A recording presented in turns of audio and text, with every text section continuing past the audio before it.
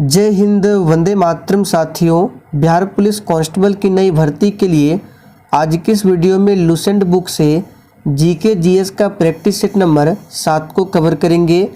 तो फटाफट से आप सभी लाइव में जुड़ जाइए। सभी को गुड इवनिंग, गुड इवनिंग।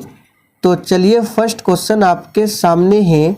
मुगलों एवं मेवाड़ के राणा के मध्य चित्तौड़ की संधि किस शासक के शासनकाल में हस्ताक्षरित हुई थी? अकबर, जहांगीर, शाहजहां या फिर डी औरंगजेब? चलिए, आप सभी आंसर बताएंगे फटाफट से। और देखिए, आंसर करने के लिए आप लोगों को नीचे लाइव चैट का ऑप्शन मिल रहा होगा, तो प्रत्येक स्टूडेंट को आंसर करना है। तो यहाँ पे पहले प्रश्न का आंसर होगा जहांगीर। मुगलों एवं मेवाड़ के राणा के मध्य चित्तौड़ की जो संधि होती है, ये जहांगीर के शासनकाल में हस्ताक्षरित हुई थी। देखिए, दूसरा प्रश्न है, उपनिषदों का फारसी में अनुवाद किस मुगल सम्राट के शासनकाल में हुआ था? वेरी इंपॉर्टेंट प्रश्न है, इसको मार्क कीजिए। तो देखिए, उपनिषदों का फारसी में अनुवाद किया गया था शाहजहां के शासनकाल में। तो यहाँ पे ए ऑप्शन जो ही बच्चे दिए हैं बिल्कुल सही जवाब है, शाहजहां के शासनकाल में। अकबर को ध्यान रखना है, हिंदी का स्वर्णकाल किसके शासनकाल को कहा जाता है? तो अकबर के शासनकाल को। इन्होंने 1582 ईस्वी में दीन ए इलाही धर्म की स्थापना की थी। औरंगजेब को जिंदा पीर भी कहा जाता है। आगे देखिए, कौन सा मकबरा द्वितीय ताजमहल कहलाता है? सभी ऑप्शन को ध्यानपूर्वक पढ़िए और प्रत्येक स्टूडेंट को आंसर करना है। तो कौन सा मकबरा द्वितीय ताजमहल कहलाता है? यहाँ पे तीसरे प्रश्न का सही जवाब है रबिया उद दौरानी का मकबरा जो है द्वितीय ताजमहल कहलाता है। आगे देखिए, निम्नलिखित में भारत की सबसे बड़ी जनजाति कौन सी है? तो देखिए, भारत की सबसे बड़ी जनजाति पहले गोंड थी। कौन सा? गोंड। लेकिन अभी जो है वर्तमान में भील, यहाँ पे सी ऑप्शन में दिया हुआ है भील। ये जनजाति भारत की सबसे बड़ी जनजाति है। दुलहस्ती हाइड्रो पावर स्टेशन किस नदी पर अवस्थित है? चलिए, 5 के लिए आंसर कीजिए। दुलहस्ती हाइड्रो पावर स्टेशन किस नदी पर अवस्थित है? तो यहाँ पे सही जवाब है चिनाब नदी पर स्थित है। तो बी ऑप्शन जो ही बच्चे दिए हैं बिल्कुल सही जवाब है, चिनाब नदी पर है Dulhasti hydro power station. Bharat में प्रचुर मात्रा में उपलब्ध महत्वपूर्ण नाभिकीय ईंधन कौन सा है? बिल्कुल 1 नंबर का प्रश्न है, फटाफट से आंसर कीजिए। और देखिए, आप सभी डेली क्लास को अटेंड कीजिए। क्लास का टाइमिंग है डेली रात 8:30 बजे से। और अगर आप लोग टॉपिक वाइज जीके जीएस की क्लास करना चाहते हैं तो आप लोग शाम 7:30 बजे की क्लास को देख सकते हैं। ये क्लास आपको मेरे दूसरे चैनल पर मिल जाएगा, दिवाकर स्टडी IQ के नाम से मेरा दूसरा चैनल है। तो भारत में प्रचुर मात्रा में उपलब्ध महत्वपूर्ण नाभिकीय ईंधन कौन सा है? तो थोरियम। यहाँ पे बी ऑप्शन आपका सही जवाब है। थोरियम सबसे अधिक किस राज्य में है? तो केरल में। और यूरेनियम की बात करें तो जादूगोड़ा। निम्नलिखित स्थानों में कहाँ तांबा उद्योग स्थापित है? चलिए, 7 के लिए फटाफट से आंसर बताएंगे। तो तांबा उद्योग के लिए प्रसिद्ध कौन सा है? खेतड़ी। ये कहाँ पर है? तो राजस्थान में है खेतड़ी। आगे देखिए, निम्नलिखित में से कौन विश्व का सबसे ऊंचा ज्वालामुखी पर्वत है? ये प्रश्न बिहार पुलिस के एग्जाम में एक बार पूछा जा चुका है। तो विश्व का सबसे ऊंचा ज्वालामुखी पर्वत है माउंट कोटोपैक्सी। यहाँ पे डी ऑप्शन आपका सही जवाब है। और ये कहाँ स्थित है? तो इक्वाडोर में स्थित है। ग्रेट सॉल्ट झील कहाँ पर अवस्थित है? चलिए, 9 के लिए आंसर बताइए। और जिसने अभी तक सेशन को लाइक नहीं किया है तो फटाफट से आप सभी सेशन को लाइक करें। तो ग्रेट सॉल्ट झील कहाँ पर है? तो संयुक्त राज्य अमेरिका में स्थित है। विश्व की सबसे बड़ी खारे पानी की झील पूछे तो कैस्पियन सागर है। और विश्व की सबसे बड़ी मीठे पानी की झील पूछे तो सुपीरियर है। सबसे गहरी झील आप सभी जानते हैं बैकाल झील है। और यदि भारत में पूछे सबसे मीठे पानी की झील तो वूलर, और खारे पानी की झील भारत में है चिल्का झील। पृथ्वी के गर्भ में दूसरी सबसे ज़्यादा पाई जाने वाली धातु कौन सी है? तो पहली धातु है एल्युमिनियम और दूसरा पूछे तो लोहा। यहाँ पर ए ऑप्शन आपका सही जवाब है। और वायुमंडल में पूछे सबसे अधिक गैस कौन सी है? तो नाइट्रोजन, लगभग 78% है। और ब्रह्मांड में सबसे अधिक पूछे तो हाइड्रोजन है।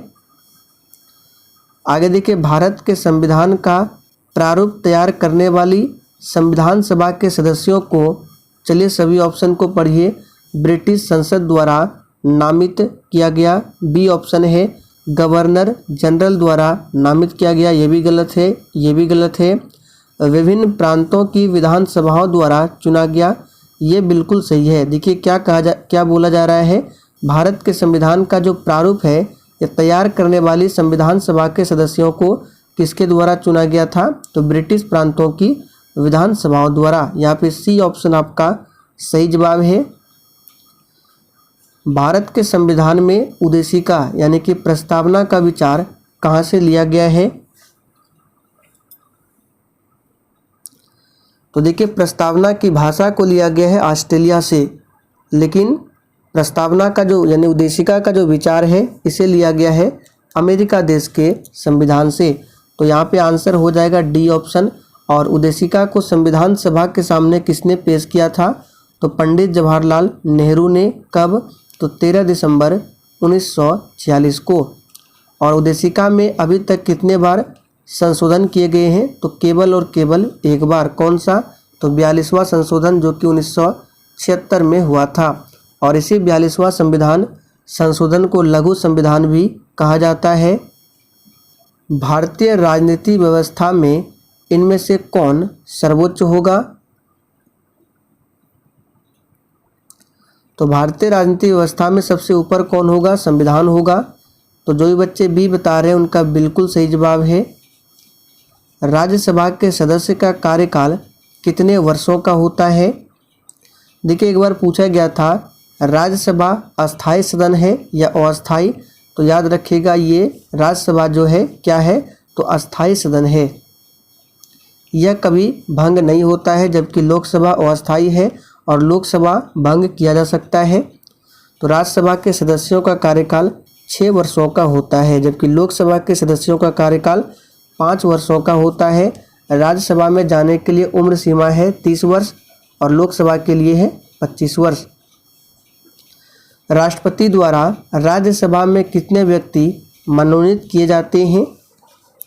और देखिए, इस प्रैक्टिस सेट में आपके जितने भी प्रश्न सही हो रहे हैं आपको कॉपी में लिखते जाना है। फिर सेशन के लास्ट में आपको कमेंट करके अपना अपना स्कोर हमें बताना है। यहाँ पे सही जवाब होगा 12। आगे देखिए, ऋग्वेद संहिता का जो 9वां मंडल है ये किसको समर्पित है?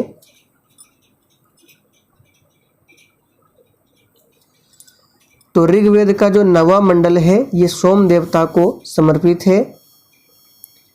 असहयोग आंदोलन को कब स्थगित किया गया? देखिए, असहयोग आंदोलन की शुरुआत कब होती है? 1 अगस्त 1920 से, और इसे स्थगित किया गया 1922 में। 5 फरवरी 1922 में चौरी चौरा हत्याकांड के कारण इसे स्थगित किया गया था, ध्यान रखेंगे। आगे देखिए, निम्नलिखित में से कौन सा रबर की वल्केनाइजेशन में प्रयोग किया जाता है? तो देखिए, इंग्लिश में वल्केनाइजेशन और हिंदी में वल्नीकरण, तो इसमें प्रयोग किया जाता है सल्फर का। सी ऑप्शन आपका सही जवाब है। पेडोलॉजी किसका अध्ययन है? चलिए 19 के लिए आंसर बताइए, पेडोलॉजी किसका अध्ययन है? तो यहाँ पे सही जवाब है ऑप्शन डी, मृदा का अध्ययन किया जाता है पेडोलॉजी के अंतर्गत। हाइड्रोजन के रेडियो सक्रिय समस्थानिक को क्या कहते हैं? देखिए, हाइड्रोजन के 3 समस्थानिक है, कौन कौन है? तो प्रोटियम है, ड्यूट्रियम है और ट्राइटियम है। और इन 3 समस्थानिकों में जो तीसरा समस्थानिक है ट्राइटियम, ये रेडियो सक्रियता को प्रदर्शित करता है। तो यहाँ पे हाइड्रोजन के रेडियो सक्रिय समस्थानिक को क्या कहते हैं, तो ट्राइटियम। 20 का आंसर है सी ऑप्शन। ध्वनि का वेग किस पर निर्भर करता है? देखिए, ध्वनि का वेग अलग अलग माध्यमों में अलग अलग होता है और ध्वनि जो है कभी भी निर्वात में गमन नहीं करती है, यानी कि शून्य में ध्वनि गमन नहीं करती है। ध्वनि सबसे अधिक ठोस में, फिर द्रव में और सबसे लास्ट में गैस में। और ध्वनि का वेग जो है ये तरंग दैर्ध्य पर निर्भर करेगा ऑप्शन के अकॉर्डिंग। अखिल भारतीय किसान सभा का गठन किस वर्ष हुआ था? तो यहाँ से आपको 3 प्रश्न बताते हैं। पहला, गठन कब हुआ था? तो सही आंसर है 1936 में। दूसरा प्रश्न, प्रथम बैठक कहाँ पर हुआ था? तो लखनऊ में हुआ था। तीसरा प्रश्न, अध्यक्षता किसने किया था? तो स्वामी सहजानंद सरस्वती ने। याद रखेंगे 1928 में बारदौली सत्याग्रह हुआ था, जिसका नेतृत्व किया था सरदार वल्लभ भाई पटेल ने। 1929 में कांग्रेस का लाहौर अधिवेशन होता है और इसी में पूर्ण स्वराज की मांग रखी गई थी और इस अधिवेशन की अध्यक्षता किया था पंडित जवाहरलाल नेहरू ने। पेरिस शांति सम्मेलन में सेवर्स की संधि किसके साथ की गई? अब देखिए, कहीं कहीं आपको सेवर्स मिलेगा और कहीं कहीं आपको मिलेगा सेव्र। तो सेवर्स की संधि किसके साथ की गई थी पेरिस शांति सम्मेलन में? सही जवाब है डी ऑप्शन, तुर्की। अब देखिए, तुर्की का नया नाम हो गया है, अभी वर्तमान में तुर्की का नया नाम है तुर्की। इसे भी ध्यान रखेंगे, तुर्की। और ये सम्मेलन कब हुआ था? 10 अगस्त 1920 को। विश्व का सबसे ऊंचा ज्वालामुखी, ये रिपीट हो चुका है। तो अभी हमने बताया सबसे ऊंचा है कोटोपैक्सी, जो कि इक्वाडोर में है। फ्यूजियामा कहाँ पर है? जापान में है। किलिमंजारो कहाँ पर है? अफ्रीका में है। नीचे दी गई वस्तुओं में से कौन सी ऐसी है जिस पर केंद्रीय उत्पाद शुल्क नहीं लगता है? बिल्कुल 1 नंबर का प्रश्न है, फटाफट से आंसर कीजिए। तो ये है चावल, इस पर केंद्रीय उत्पाद शुल्क नहीं लगता है। आप लोग कमेंट करके बताइए, भारत में चावल का कटोरा किस राज्य को कहा जाता है? पुस्तक वी आर डिस्प्लेस्ड के लेखक या फिर लेखिका कौन है? चलिए 26 के लिए आंसर कीजिए फटाफट से, और इसका PDF आपको टेलीग्राम पर मिल जाएगा। तो पुस्तक वी आर डिस्प्लेस्ड के लेखक या फिर लेखिका कौन है? तो मलाला यूसुफजाई, जो कि पाकिस्तान की है। आगे देखिए, निम्नलिखित में से कौन सा विषय समवर्ती सूची का है?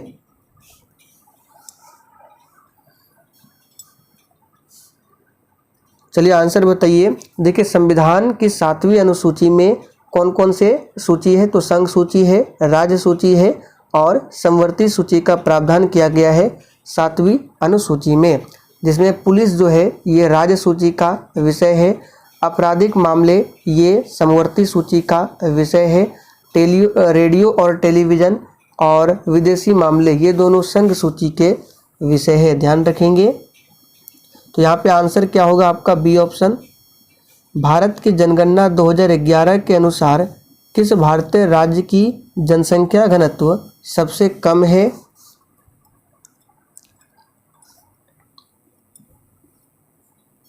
तो जनसंख्या घनत्व सबसे कम है किसका? अरुणाचल प्रदेश। सबसे अधिक बिहार का है। आगे देखिए, क्लाउडेड लेपर्ड नेशनल पार्क किस राज्य में स्थित है? तो दोस्तों, ये नेशनल पार्क त्रिपुरा राज्य में स्थित है। मानस नेशनल पार्क पूछा जाता है, असम में है। काजीरंगा भी असम में है। गिर पूछे गुजरात में है। बांदीपुर राष्ट्रीय उद्यान पूछे कर्नाटक में है। खाली स्थान अम्ल में वृद्धि होने के कारण मांसपेशियों में ऐंठन आ जाती है। किस अम्ल में वृद्धि होने के कारण? तो बहुत ही सिंपल है, लैक्टिक अम्ल। आगे देखिए, किस प्रकार की मिट्टी में कार्बनिक पदार्थों की अधिकता होती है?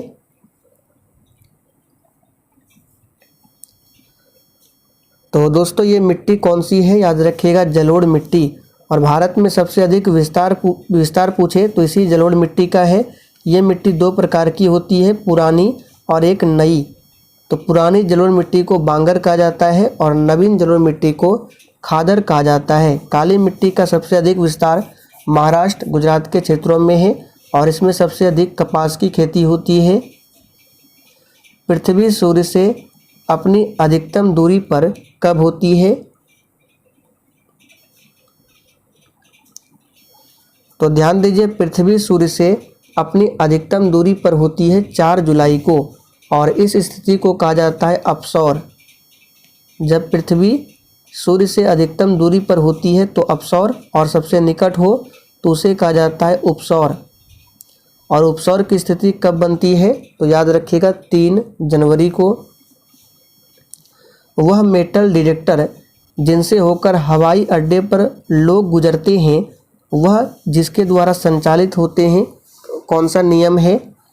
यानी कि वह मेटल डिटेक्टर आपको बताना है जो हवाई अड्डे पर लोग गुजरते हैं तो जांच के लिए किया जाता है, वो किस सिद्धांत पर कार्य करता है? तो याद रखिएगा फैराडे का नियम। 1789 की क्रांति के बाद फ्रांस में किस प्रकार की शासन व्यवस्था स्थापित की गई?